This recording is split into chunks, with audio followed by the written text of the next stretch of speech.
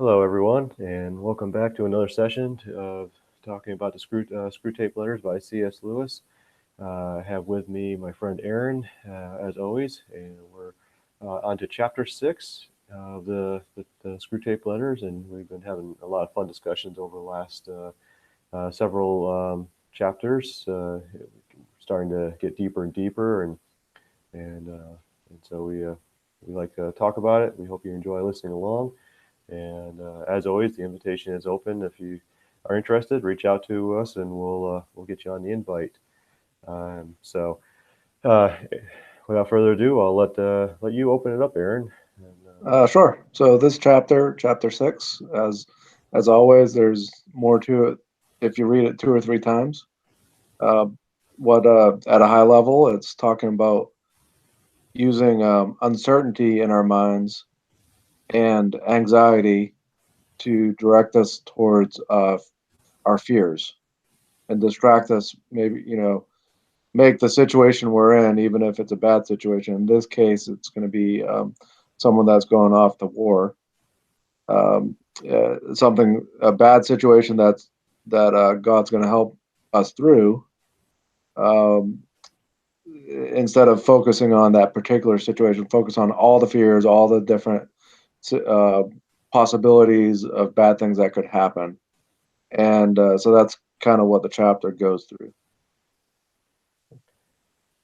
yes, yeah, yeah. That this kind of lines up with one of my favorite scriptures from Matthew 6, about worrying. Um, and I reference it right out of the first paragraph. The final sentence there. There's nothing like suspension and anxiety for barricading a human's mind against the enemy. He wants men to be concerned with what they do. Our business is to keep them thinking about what will happen to them. Um, and and so, yeah, it's around Matthew 6. Worry, is described in Matthew 6, removes us from realizing the full power of God's gift to us. And I mean, it's right, spot on, right? We if we're not focusing on what we're doing in the present, with um, with what we have been placed in front of us for a task by God, and we worry about the what ifs and what could happen, and fighting all these invisible enemies, we fail to accomplish the task that we've been placed before us. Yeah, I think that's a good introduction. So the chapter goes on to talk about um, the enemy's will. So in this perspective, God's will. And I found this really interesting. I actually had to read the second paragraph three times Okay. before I got it. I actually went through and didn't highlight anything. Said, whatever. But then when I read it the third time, I said, oh, wow, that's really, really powerful. Uh huh. It's talking about when we pray every day, for example, God's will be done, right? It, if you pray the Lord's Prayer, you pray the Lord's will be done. Um, so what that means and what this chapter says is that in praying that we should accept what tribulations, what trials, what our present situation is essentially, including present anxieties and suspenses. And so we pray thy will be done for that present situation. However, what our enemy does is gets us to think about all of those things happening, all those things that could happen, and distract us from God's will being done for our present situation. And I found that so eye-opening to me. I think the next time I pray that, I'm going to really be thinking this with a lot more focus, because then we go on to pray for God to give us our daily bread. And that daily bread is to provide us nourishment and help in the present situation. So that whole second paragraph is really powerful about how our enemy distracts us from the present situation, but all the things that could possibly happen. He floods us with all these thoughts and all these fears and anxieties, gets us off of what we're praying. And then I don't know about you, but that at the end of the day, I typically think, God didn't give me what I needed. But actually, that's exactly opposite of what happened. He gave me exactly what I needed for that day's problems. So Right. maybe he didn't give me something thought I needed because I was thinking of some possibility that might happen. Right. Oh, So definitely, definitely. We worry about we go through each day. We worry about what's to come, and oftentimes we worry about what's to come based on what we did in the past.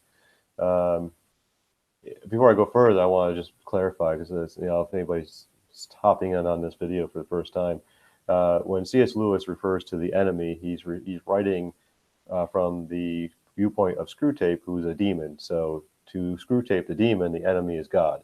So when we're reading the text from the Screwtape letters, the enemy is God.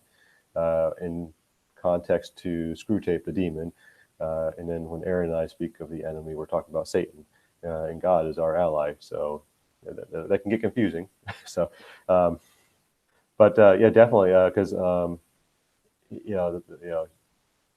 it's so easy to look at like and worry. I think that's why Matthew 6 is so powerful, and why Jesus spent time talking about, and in the Lord's Prayer as described, Lewis describes, is focus on the daily.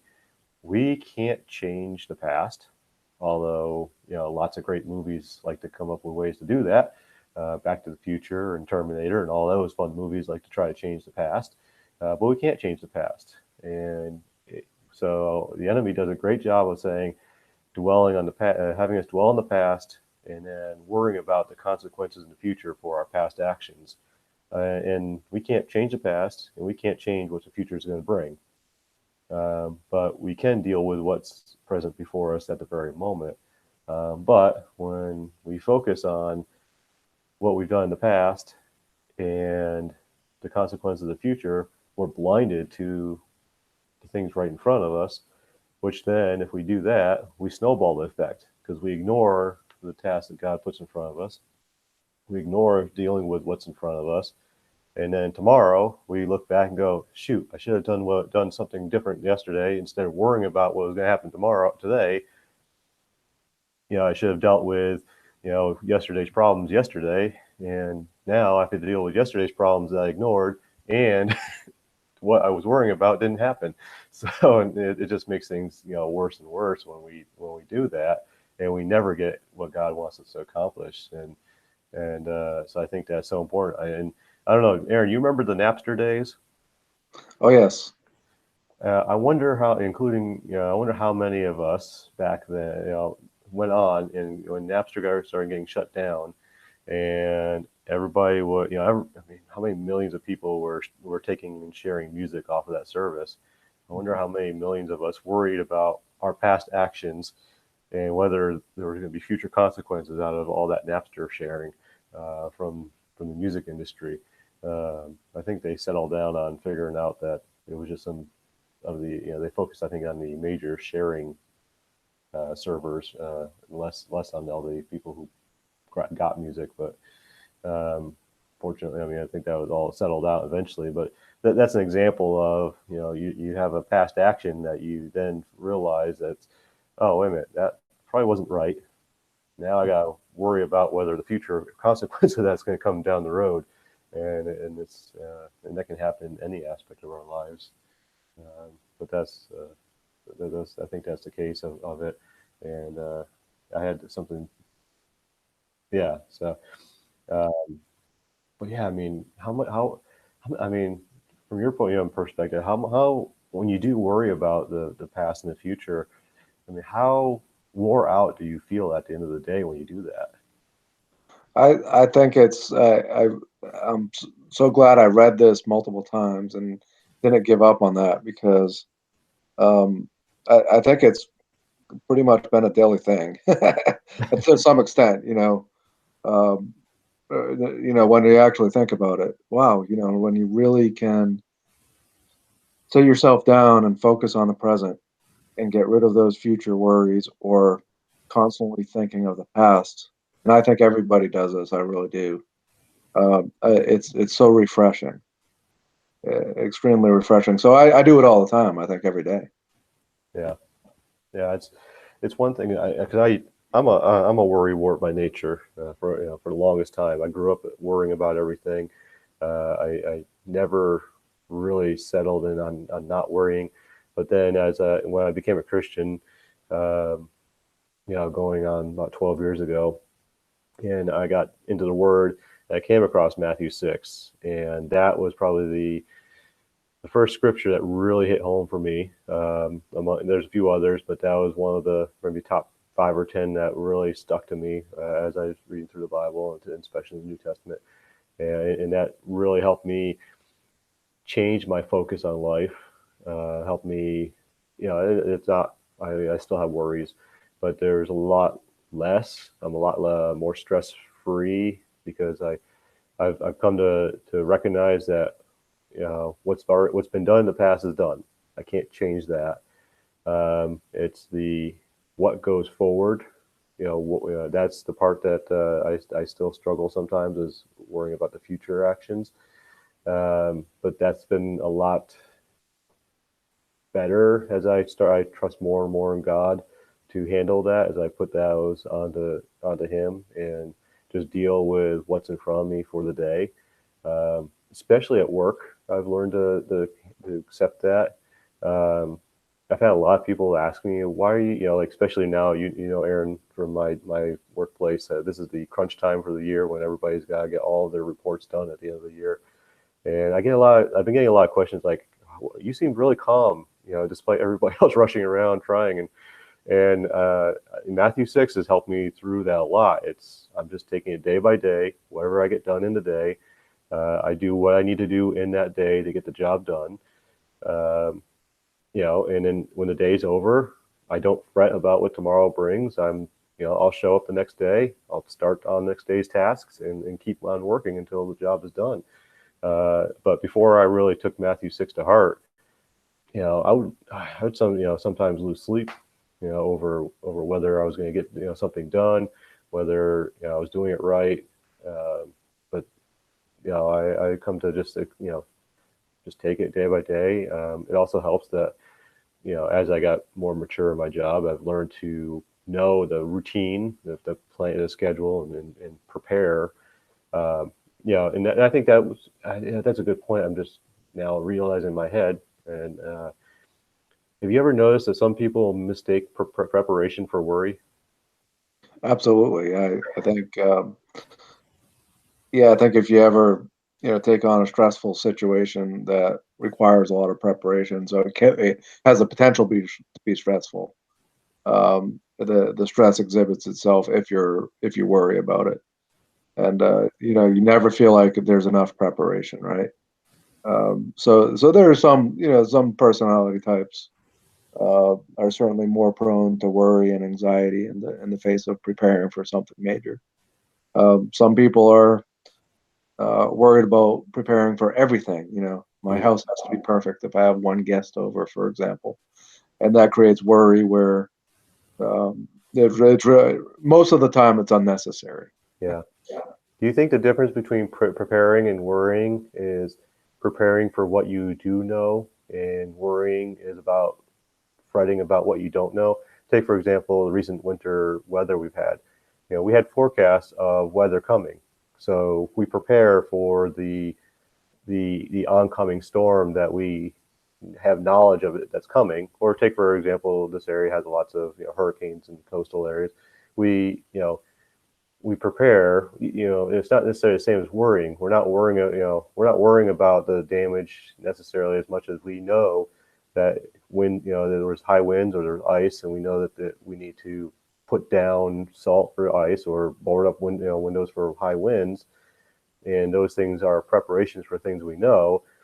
Um, Whereas I think worrying is things that is trying to prepare for things we don't know what is coming. So um, it's it's trying to prepare for somebody's reaction to something, but we don't know what that reaction will be. Does that make sense?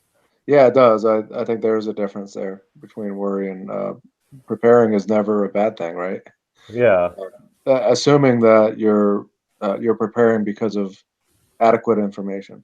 Yeah. Where worry maybe when you have partial information and you're adding your own fears and anxieties on top of it, and maybe, to use the same word, preparing for something that's not even real. Right. And then it doesn't happen, and it's all wasted energy, wasted effort. Yeah. Sure. That's kind of how I've been thinking about the difference, because there's some people out there who I think don't misunderstand the difference between preparation and worry, and I think they take it unbiblically. They go, well, I'm not gonna worry about the hurricane because God's gonna take care of it. And I think that's completely misunderstanding it. It's not worrying about the hurricane. You know it's coming, or the ice storm's coming. Not doing anything is not worrying. That's being foolish. Yeah. It's not very biblically literate either. No, You hear all the time of, I've been reading about Joseph's dreams, and or him interpreting other people's dreams so later in his life, and they prepared for famine because of some information, and it yeah, got them through 7 years of famine in Egypt, right? So um, God constantly gives us information in order to prepare. The whole Bible's somewhat about that topic, right? Preparing for what's to come, and very foolish not to take preparation when you're given advice and warning. yeah, So absolutely a really big difference. It's quite foolish not to prepare for a hurricane if it's coming your way, as we've seen. yeah, yeah. And I think, and then I think C.S. Lewis, Screwtape, as the character, goes on to more sets, talking about fear and the mindset, and how that all can be, governed through various fears. Um, let's see. I'm just trying to refresh my mind on some of the things. Yeah, Uh, I'll mention the note I have about fear. It was this was, again, I think, about the third time I read it, I kind of put it together. It's one of those chapters where I had to read a few times, but uh, we're talking about the current situation you're in, and being distracted from that and focusing on fear, all the fears around you. Um, what this chapter talks about is, if you live in that state of focusing on your fears, you'll eventually think of it as your state of mind. Okay, I'm in a fear state of mind, or I'm just worried today, or I'm anxious today. All these things are happening. Um, we've all been there, right? Is okay. Wait, I can't wait till the weekend so I can get rid of these fears and I'll be able to decompress. And what the chapter goes into that I liked is it says that's when you're in that, when your mind kind of is telling you you're in that state. it, it's really kind of false, because you're actually exactly where God wants you, and He gives you the tools for that day. That that fear, focus on fear, can lead to other states. So it talks about anger and lust. hmm, I thought that was good because if you're worried about your fears, or you're anxious about your fears, what do you want? I know what I want in those cases. I want comfort, and we all get comforts from different things, and usually some of them might not be bad, but maybe out of context, they can be sin. We easily fall into sin when we're trying to comfort ourselves. So, fear leads to. Oh, Star Wars has a Yoda has a good quote about that. I'll let Tim give Yoda's quote. It's relevant here. oh yeah. How does it go? I think he says in episode 1, was it Fear leads to anger. Anger leads to hate. hate? Yeah, hate, and And hate hate leads leads to to suffering. suffering, and suffering leads to the dark side. I think something like Yeah, that. I think it goes something like that. So, Yeah, so you think well, a Star Wars fan, I know these quotes better, but I've yeah, never. I thought you did. Sorry, I thought I was Well, going to lay up there, but well, the funny thing, I'm a fan of the movie. I'm a fan of the films, the storyline, but I've never, no matter what I'm a fan of, I've never been good at memorizing the quotes, yeah, me neither. like some people are. I like to. I'm a fan in terms of great appreciation for the storyline, but I'm not the type of fan who will memorize all the minute details and quotes and character names. I just have a very high appreciation for how well the story comes together and the impact that story has on well, just on culture and so yeah, I'm a slightly different fan in that respect. Uh, so That's a good one though. So I think it is fear. Yoda says fear leads to anger, anger leads to hate, hate leads to suffering. yeah, So that's a good one. And this one talks about fear leading to anger or lust. yeah, Yeah, and it's and I can relate to that. That is certainly when I get in a worrisome state, I tend to look around for a bag of chips or something. yeah, and it's not a coincidence that Yoda's quote matches with biblical outlines, because when George Lucas wrote Star Wars, he drew inspiration from all the religions around the world. So all the religions are mixed into Star Wars. So every culture can say, "Oh yeah, that's about Christianity. Oh no, that's about Hinduism. That's about Buddha." The reason why is because Lucas drew from all the religions and integrated them all into the Star Wars theme, theme and storyline. So yeah, that's why everybody seems to connect with it so well.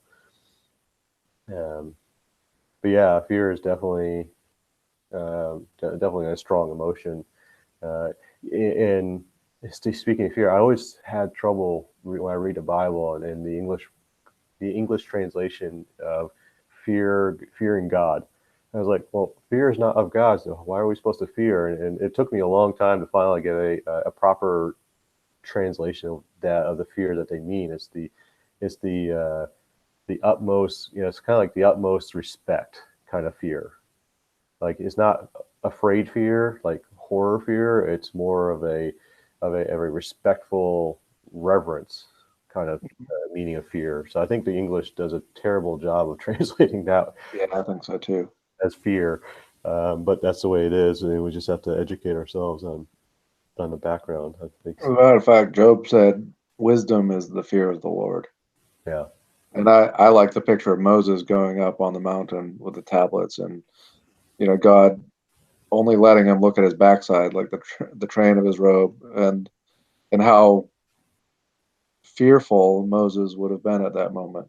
Fearful, being awestricken, yeah, probably yeah. still, shocked, stunned, feeling the glory of God. It's a different than probably how uh, I don't know if we know how to describe fear. Yeah, it's kind of like a speechless fear. Like you're not Yeah, afraid of it, but you go speechless, not knowing what to say. yeah, like awestricken maybe. Yeah, yeah. So I have a note here. In why the results of such fanciful hatred are often most disappointing. And the note I had about the hatred, and what I wrote about that is it's easy to spout hatred to people we've never met, and it's the Yeah, hatred of our neighbors that demons really relish. The reverse is also true. How can we love a God we've never met if we can't love a neighbor we know? And yeah, I remember, from George Carlin, the great prophet. No, I'm just kidding. He's um, by no means would I line him up with strong Christian morals. I don't know his background, but if you listen to his comedy in any way, he doesn't really align with a Christian mindset. So, but he did have a lot of interesting points of view about humanity. And one of the things he's talked about one time, and it kind of goes in line with our humanity is if you, and probably between how we react to politicians, for example, or anybody, we will, if we see somebody on TV, we'll curse them up and down, how that person is so bad, and then um, and then if we're in say we're in a crowd gathering around that same person, we'll we'll probably be a little more tempered about our hatred of that person. But then if we were to go and meet that person and shake their hand and be like, oh, hey, how you doing? As the distance between us gets closer, it becomes harder and harder to spout, extreme hatred. Now, I'm not saying all people, are that way. There's definitely people who are hateful, no matter the distance between people. But in general, I think George Carlin got it right. It's like, distance between people, the lack of knowledge of knowing each other makes it easy to hate each other, because we don't have a personal connection. I think that's where, think about it, that's where social media has gotten such a bad rap. We get on there, we don't really know the people that we're talking to or communicating with, and so it's easy for us to just spout off, these insensitive opinions about, oh, at child rearing, for example, is very, very popular thing to go against. You put any videos about your child rearing practices on social media, and you got everybody hating you for what you did. Um, and, and most of it just comes out of the fact that nobody really knows each other. So it's easy to say you did it wrong because you're hiding, you're distancing from yourself from who that person is. But if you were to you talk to that person face to face or across the table with a cup of coffee, it'd be a different conversation. Um, and so it goes back to, at the same time, if we can't reach a loving hand out to a person that we know on this planet, and show love for our own human neighbor, near and far, as it said in the Bible, how can we, I think Paul said it, how can we love God if we can't show love to our fellow humans? So, Yeah, I agree. It leads me to a highlight I have. Our enemy talks about, so in the context of the chapter, it's about a soldier going off to war, and how using the times where that soldier is reading in the newspaper about the Germans in this case. So this is, I think, set maybe during World War I or two. I'm not sure. Either one, uh, probably World War II. But about thinking about the Germans, particularly in the newspaper clippings, and so Screwtape talks about taking that, um, hatred, if you will. He calls it malice, and directing it towards his immediate neighbors, instead of the real enemy, whom he meets every day. And so that's the tactic. Is so in today's world, say something you see in the news, something going around, right? Social mentality, whatever we're struggling with, directing that frustration towards your neighbor, or someone in your home. Uh, so that's a tactic of the enemy, is take our frustrations out on the people we should be being kind to. And then the flip side is true also. The strategy of taking your good, your benevolence, so doing all your good to people you've never met before, that never going to see. That's kind of the flip side of that the enemy gets us to think about. So, like Tim was just talking, instead of doing good to someone right in front of you, doing, we send our money sometimes a lot to some, it's a good thing to support other countries and stuff. So sometimes we send it away, we don't even know where it's going, and there's someone hurting right down the street. And it really, you ever get the chance to just maybe randomly, I know a lot of people have done this, randomly just surprise someone with, hey, I see someone in need, do this. It's such a powerful human connection that takes place that could never take place remotely. mm-hmm. And it will really shock you how many people are, um, really in tune with the spirit of God in those moments. Even if they're not an active Christian, they understand something about their human psyche gets shaken, and they understand that there's something supernatural going on there. Yeah. I mean, even I ran into a Wiccan this summer, and I think I didn't know. I was just randomly talking to some people, and he was skateboarding by, and I talked to him about praying for my grandfather in the hospital. And he said, "Oh, well, what religion are you?" I told him a little bit, and said, well, I'm working. I said, well, while you're doing that, why don't you think about this?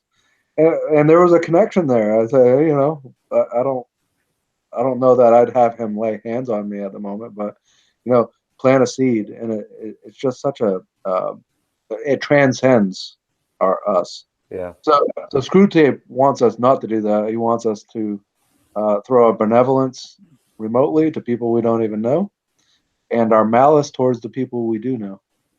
Take out our frustrations on each other, and send all our kindness outside of our boundaries. Right? Yeah, yeah, it's a very powerful point, Aaron. That we do, you know, we'll drive by or walk by those in need on the streets all the time, or yet we get an ad for the hurting children halfway around the world, and by no means, like you said, Aaron, is this belittling their needs, but we'll ignore the needs of that person we've been passing every day, or at the highway exit on the side of the road asking for something, and yet send money to somebody halfway around the world we've never met, and it's a good challenge. I mean, and none of us probably have it right, but it's probably a good challenge to check ourselves and go, well, if I'm willing to send money to this family or kid or somebody halfway around the world, maybe I should pause and go, what's this guy need? That's right there that I'm passing every day that I could have an immediate influence, a personal influence on. Um, and it does, the crazy thing is it takes more of an active thought than one would think.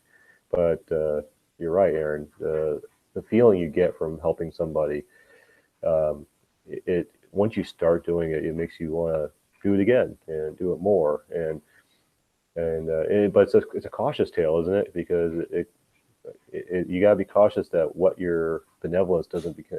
And I don't recall if it's in here, but your benevolence, you want to make sure it doesn't become a part of about you, but that it stays focused on God.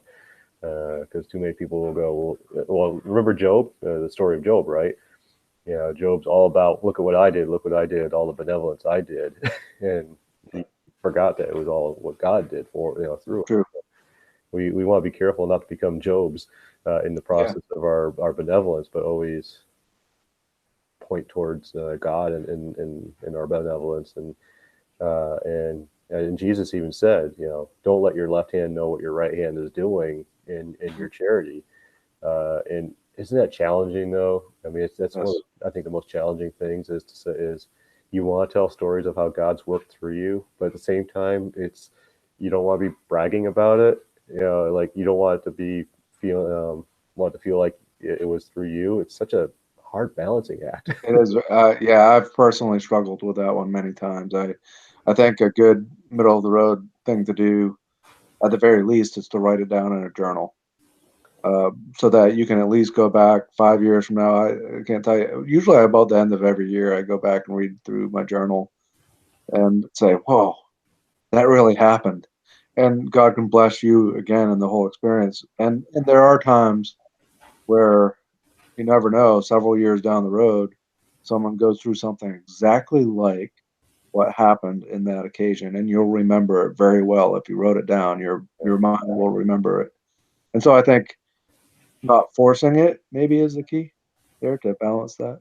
Yeah, You I know, think let God let you talk about it if He wants you to, and when He wants you to, and you'll know the difference. yeah. Well, and I think part of it goes back to our desire to have control. Like we want to know that what we did for somebody had a positive impact, Yes. and so often we never find out. Uh, Yeah. Sure. you know, and at the risk of sounding uh, self uh, self righteous speaking here, but I'll tell us how uh, I was taking the time at one of our exits and just if I had something left over from lunch meetings, like extra sandwiches or something, I would just grab them and take them with me rather than them getting thrown away. And if I saw her at the side of the road, I'd give them to her. If I didn't, they'd come home and they'd be meals for the home. So I'll just being honest there. Um, for me, and that was a case where it wasn't really a sacrifice because it wasn't mine to begin with, but it was something available. But over time, I got to talk to her. I got to know her name, and then eventually she stopped being there. So I'm just trusting that God provided her a means to not have to be out there anymore, and just trusting that my time, taking time to talk to her, and obeying God's pressing on my heart to take that extra few minutes to pray for her from time to time, had an impact. But I don't Well, know. think about it this way. I well, sorry. I was just thinking about a specific occasion because a lot of times my mind thinks, why doesn't anyone ever do that for me? But I know people do. But for example, so it was going around a lot where people would buy something for the car in the drive-through behind them. Someone did that to me once on the way to work at Starbucks. It was several years ago now, but I remember how good that made me feel. That person never I didn't get to express to that person. I'm sure I prayed, hey, God bless that person. Yeah. Um, so that's the way I look at it is, yeah, I'll probably never know, but man, I know how I felt when someone did something little for me or big for me. Yeah. Um, so storing treasures in heaven. Yeah. Never know. Maybe we all get to meet each other again. Not maybe. I mean, we will. All the people that are in heaven, and hey, I remember you. or uh, Well, I think that's I think it comes down to, I mean, how is it? Is it who talks about it? I can't remember which scripture it talks about, but it's something about getting to in front of God, and God laying out your rewards in heaven based on how well you served Him, and this is a case of not getting into heaven because of what you did. It's the talents. For example, the story of the talents is it's how well did you serve God with what He gave you, and that's a good challenge for all of us is, we've been given every opportunity through Christ to make a life so much better than what we had. It can be so much greater than what we can make ourselves. The question is are we doing great godly things with it versus just squandering it away? Uh, you know, and and I think if we don't ask ourselves seriously those questions, I don't think we will know truly where we stand in that balance of um, how much we're leveraging those those great things. Because as Jesus said in his stories, if we and there's plenty of pastors and and people who tell stories. And Aaron, you yourself have told me stories about how when you've taken what God's given you and blessed others with it, how much He's met that balance, and that you've never gone without your needs. Others who have not gone without needs. I've heard stories of people who it told stories where they've given away their family car because somebody needed it, and then God turns around and blesses them with a replacement. Uh, you know, the, you know that is for their needs. And then and then they just keep turning it around, and so um, it's definitely comes down to our heart, right? It's yeah, it does. where's our heart in all this? Do we turn around and, as Jesus commands, love your neighbor, or do you turn around and be selfish? And I mean, we don't we say hate, but if you don't, the opposite of love is hate. If you don't love, you hate. And so if we're not loving our neighbors, we're hating them, and it's in our heart. If we turn a blind eye to their needs, and that's not love. Mhm. um, and so it's definitely we have to check our hearts all the time, and this is not a preaching of from a perfect person. This is me being imperfect and saying and challenge and preaching to myself on this just as much as Mhm. anybody else there listening should also be listening. Doing is it's sitting down in front and each day and going, did I? did I do what God wanted me to do? If I didn't, we'll forgive ourselves, because if we don't forgive ourselves, we're not going to get anywhere. But then saying, okay, let's try to do better tomorrow. So, Yeah. very So cool. to make it more complicated, my experience has typically been when when I'm giving out of a pure heart or doing something good out of a pure heart. Most of the time, it gets really bad for me, and that's confirmation that it's the right thing to do. That is God behind it, Oh, because the enemy you mean hates that. Satan. Our enemy hates that. Yep. Yep. Yeah. Things get shaken up. They find your location and say, "Oh, we got to stop this." It happens very quickly and and I always say, "Why did I do that then?" And I say, "Well, treasures in heaven. Yep. It's not about here on earth. This is not our home. We're aliens. We're just here for a period of time." It's so and it's the little things. It's the little things that people appreciate. Hey, you look really good today, um, or I really appreciate everything you do. Just noticing Mm. people is just remarkably, hopeful for them in their day. It's like, wow, I didn't know anyone ever noticed. Very cool. Well, this was definitely an in-depth chapter. I think we've definitely pulled a lot out of it. Uh, and yeah, I feel like we're really digging these things out. So, well, I think we're gonna call it a night, Aaron, and get some rest. But thanks again for joining us, and we'll pick up with chapter 7 on our next go around. It probably be after our Christmas holiday break. Given the time of the year, we'll say Merry Christmas to everybody, Happy New Year, unless we happen to squeeze in another video between now and then. So thanks for listening to us and watching us. And again, we'd be happy to have you join our discussion. If you want to join us in the future, just reach out and let us know. We'll keep on talking about God and all the blessings in our lives. And thank you, everybody. Have a good night.